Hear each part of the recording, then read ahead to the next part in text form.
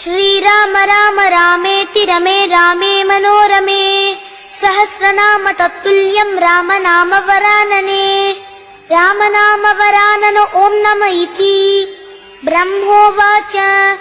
नमोऽस्त्वनन्ताय सहस्रमूर्तये सहस्रपादाक्षि शिरोरुबाहवे सहस्रनाम्ने पुरुषाय शाश्वते सहस्रकोटियुगधारिणे नमः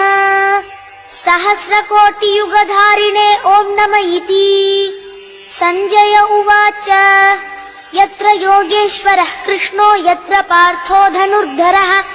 तत्र श्रीर्विजयो भूतिर्ध्रुवा नीतिर्मतिर्मम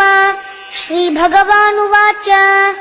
अनन्याश्चिन्तयन्तो मां ये जनाः पर्युपासते तेषां नित्याभियुक्तानां योगक्षेमं वहाम्यहम्